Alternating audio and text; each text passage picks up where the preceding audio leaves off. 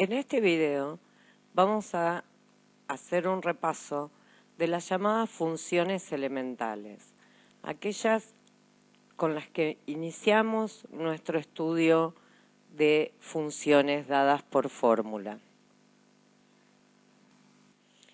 La primera función que trabajamos y estudiamos en matemática fue la función lineal o de primer grado. Sabemos que el dominio de esta función son todos los reales, o sea, su conjunto de partidas son todos los reales, y la fórmula que la describe es m por x más b. El punto 0b es un punto del gráfico de la función. De acá viene el nombre del número b como ordenada al origen, porque es el valor de y para cuando x vale 0. Y m es la tangente de alfa, donde alfa es la medida del ángulo que la recta forma con el eje x. Este valor m también lo conocemos con el nombre de pendiente, porque nos indica la inclinación de la recta, como pende esta recta. Si este valor m es positivo, la recta va a tener dirección del tercer al primer cuadrante y va a pasar por el punto 0b sobre el eje y. Si m es negativo, también va a pasar por el punto 0b sobre el eje y, pero ahora la inclinación va a ser del cuarto al segundo cuadrante. Y si m vale 0, el gráfico es una recta horizontal que pasa por el punto 0b. De estas funciones lineales hay algunas especiales.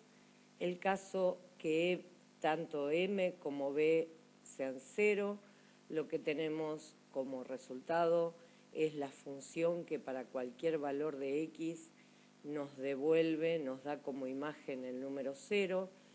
Esta función, su gráfico es la recta horizontal que coincide con el eje x y se conoce con el nombre de función nula, la que vale idénticamente 0.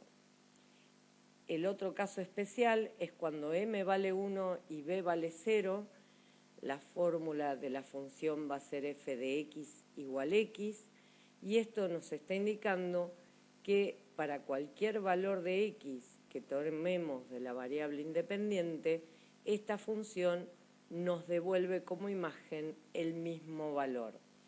El gráfico es la recta que es bisectriz del primer y tercer cuadrante, y el nombre que recibe es el de función identidad, por esta cuestión de que nos devuelve el mismo valor que le ponemos a la variable independiente.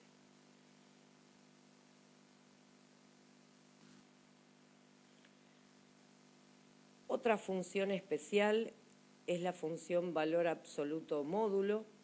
Según lo que estudiamos en los números reales, en elementos y en introducción, este valor absoluto módulo de un número real se obtiene poniendo el mismo valor si es no negativo o el opuesto si es negativo. Cuando vamos a graficarla, lo que vamos a tener es que para los valores no negativos de x, el gráfico es la recta y igual x, que es la bisectriz del primer cuadrante, y para los valores negativos de x, el gráfico va a ser la recta y igual a menos x, que es la bisectriz del segundo cuadrante.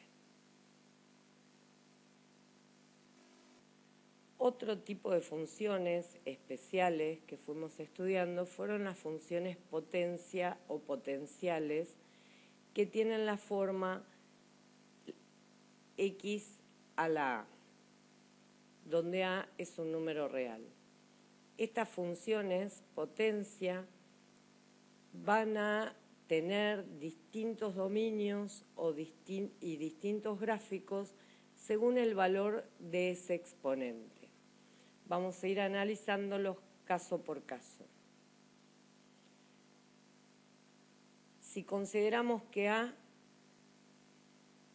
sea un número irracional o un número racional donde el denominador es par, en este caso lo que nos está indicando es que tenemos una raíz de índice par, entonces el dominio, los valores de X que podemos considerar, tienen que ser en principio no negativos, y en caso de que este número A sea negativo, tampoco pueden valer 0.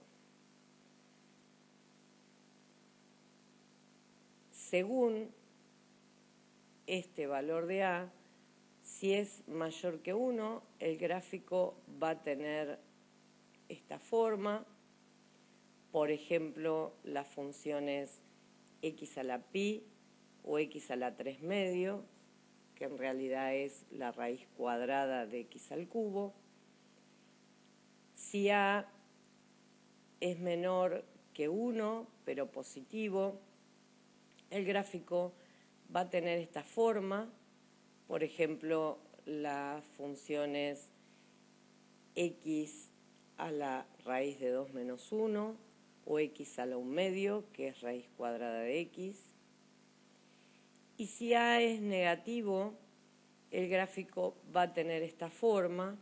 Por ejemplo, las funciones x a la menos 1 medio, que es 1 sobre raíz de x.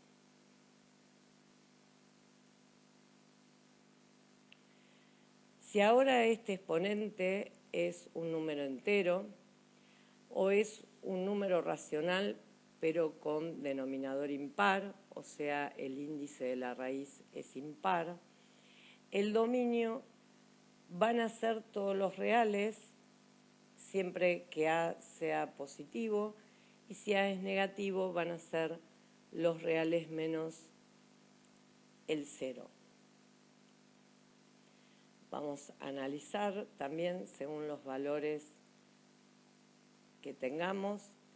Si el numerador es par y el número este exponente resulta ser mayor que 1, estamos en el caso de una función con este gráfico que, por ejemplo, sería x al cuadrado o x a la 4 tercios, que es raíz cúbica de x a la cuarta.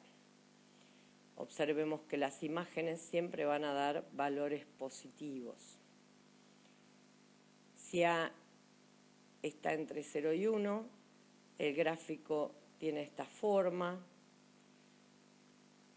Por ejemplo, la función x a la 2 tercios, que es la raíz cúbica de x al cuadrado.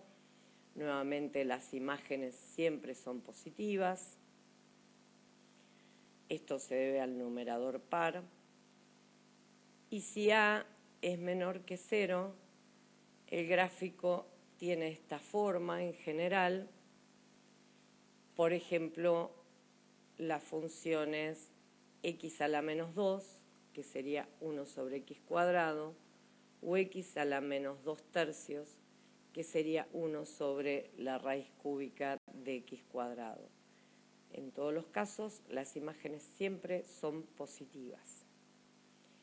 Si ahora estamos con la misma situación, pero el numerador impar,